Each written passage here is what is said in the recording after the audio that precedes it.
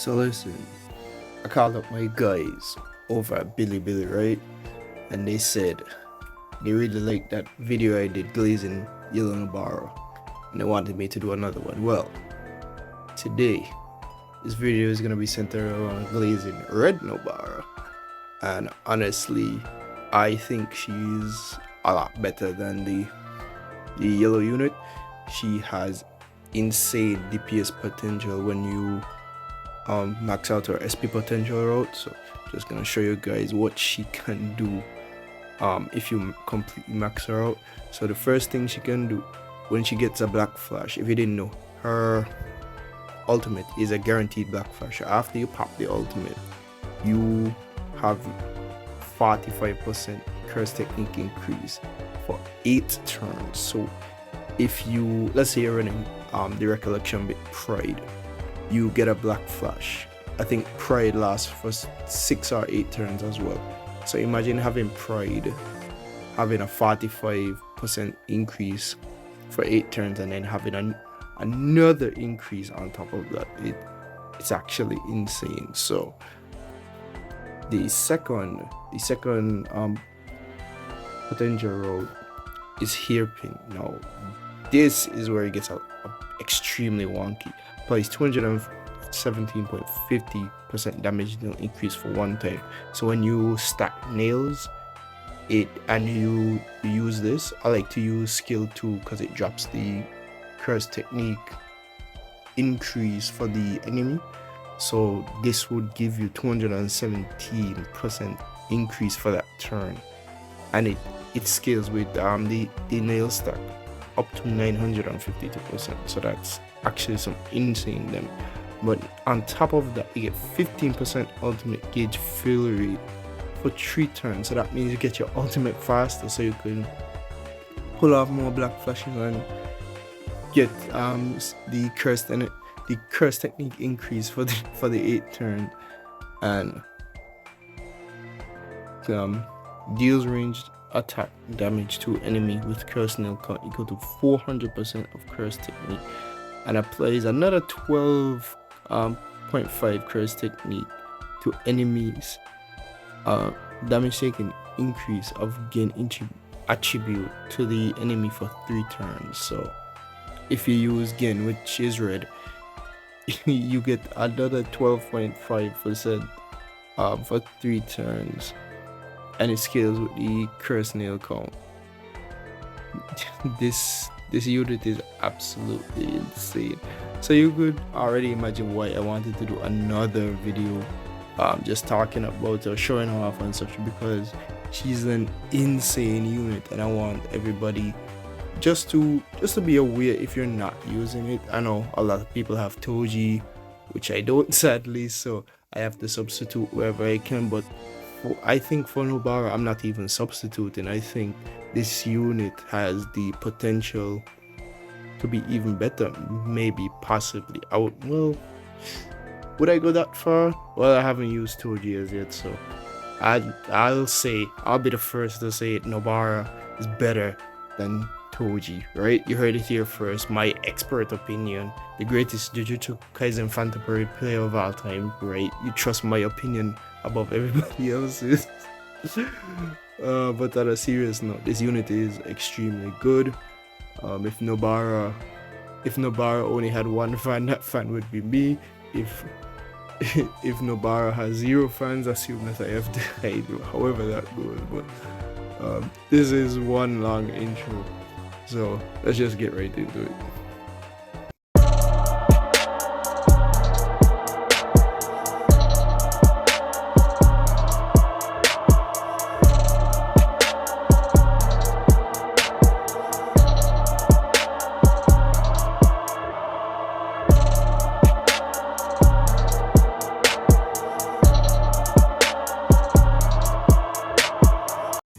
Alright, so just wanted to tell you guys about a few housekeeping matters.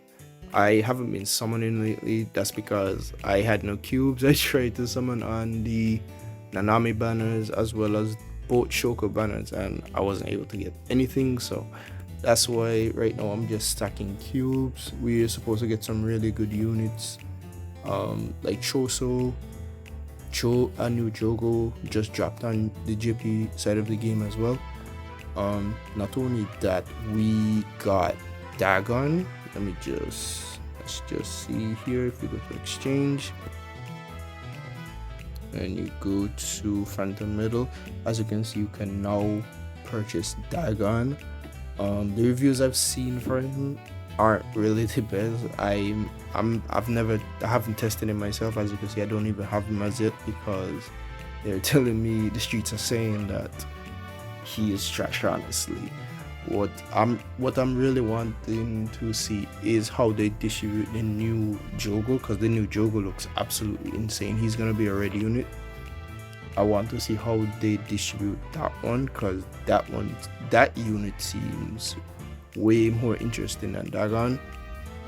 I think from what I saw, I saw that Dagon can do like chip damage when he uses his domain expansion, so it's laceration damage like Sukuna. I'm not sure if it's called laceration damage, but yep.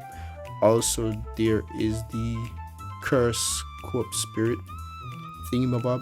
You can use this to get cubes. As you can see, I'm already far along. I'm doing every path simply because you get cubes at the end of every path, so it's really convenient for stacking cubes right now, as I want to do. Not only that, Mahito as a formidable foe is now live. Yeah, type advantage red, but he's extremely hard to beat in the SP battle. As you can see, I'm only at B, and I have domain expansion Gojo at the max rank, so if he can't beat him, I don't know what can. Probably toji, but you know, I can't summon him for some reason. But anyway, not going to lament my failed summonings. Let's go what we came here to do. So I'm gonna test nobara in Illusory Tower. The same flow I beat the other days, 52 should be right. So not this team. It is essentially the same team, but it's red nobara over Mr. Itadori. So we're gonna start the battle.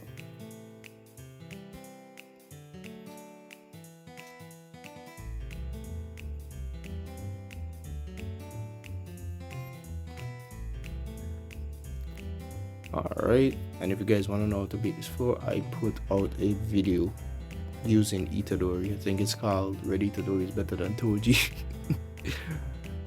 Crap myself up sometimes, but either way, just gonna skill 2 with everybody. Just gonna skill 2. Try to get Gojo's ult as soon as possible.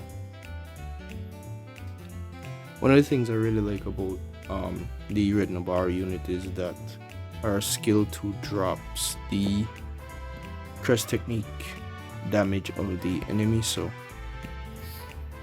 normally you want to structure the team in a way where she can be a little bit more upfront, so that she drops the curse technique of the enemy, and then you use somebody with curse technique so that they take more damage. But in this case, you want domain expansion Gojo up front because his support is infinitely better than anybody else's. But we're just gonna continue using skill 2 right now.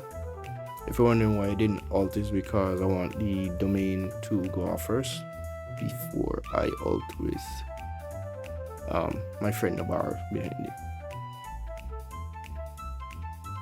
Nice, so we get the co-op ult. Side unit is dead.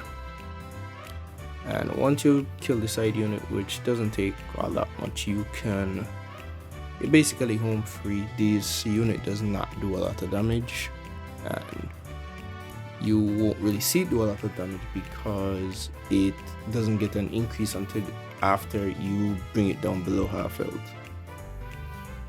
And even when you do, the damage cut gets removed, so you're able to hit it harder. I'll show you guys how strong Nobara is after the enemy reaches below half health. Nice co-op damage.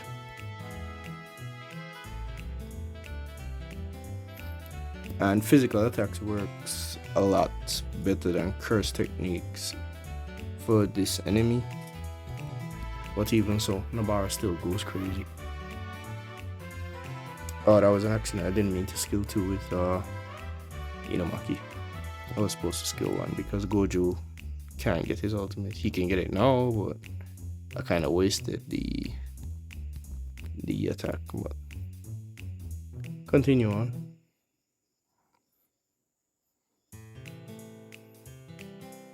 Okay.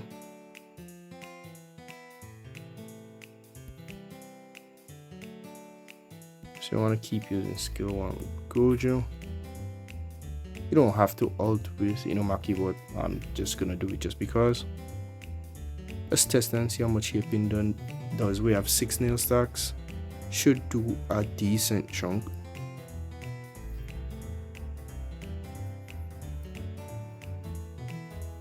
Not as much as I wanted, but still good damage. We will really get the damage off after he reaches below half health, like I said before.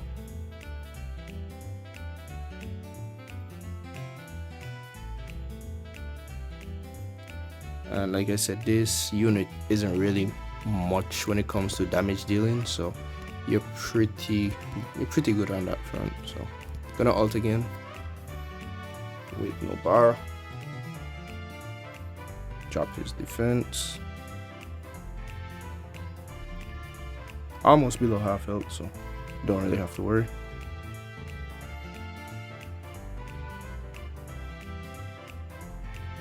Okay, Gojo has his ultimate again. The reason it took so long is because, like I said, I accidentally used skill 2 with Inumaki when I wasn't supposed to. So now Nanami comes in, gives us that nice buff, so we keep doing so. How many nail stacks do we have? Only 2. So we continue using skill 2 with Nobara.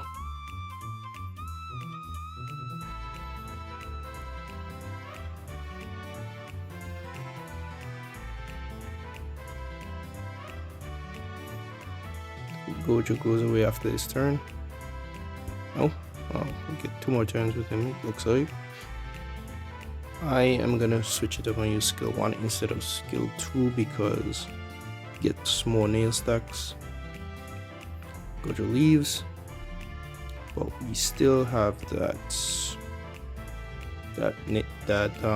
ultimate on him, and we're gonna use skill 3 with Nobara.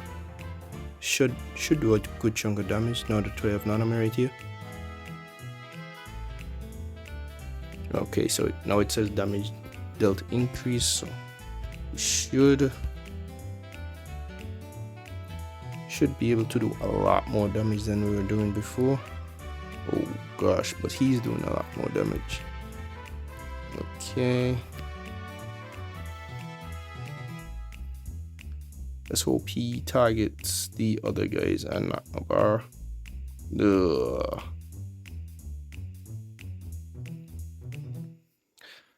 Okay, so I'm gonna do this over, but I'm gonna do it in the order that it's supposed to be done, because as you can see, Nobara just died, so I'll be right back.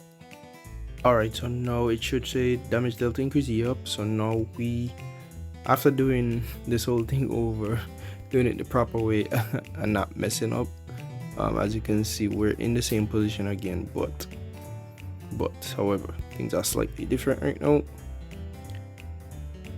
As you can see, he's taking a lot more damage, so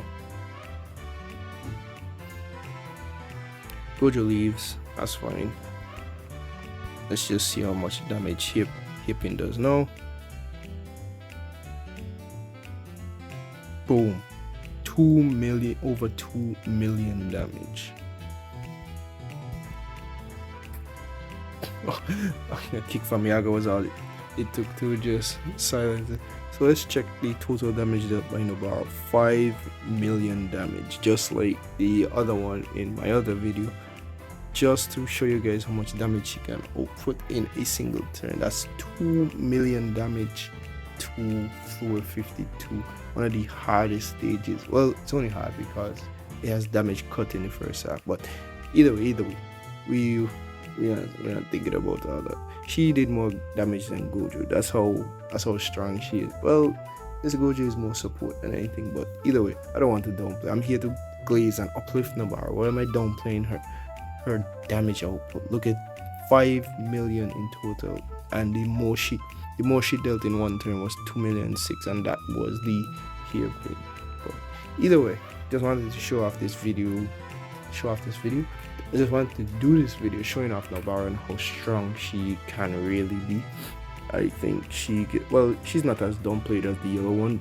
I think in the tier list she's a lot higher, but either way, I really just wanted to put out this video. The game has been really slow. Nothing has really been happening aside from like the Nanami summons. The game has been pretty much dead these past few weeks throughout the whole month of September, but that should change soon. Like I said, Choso is coming out, Jogo just came out on JP, Dagon is so, but anyways, I'm rambling at this point. Thank you so much for your time, guys, and that's gonna be it from me. Bye bye.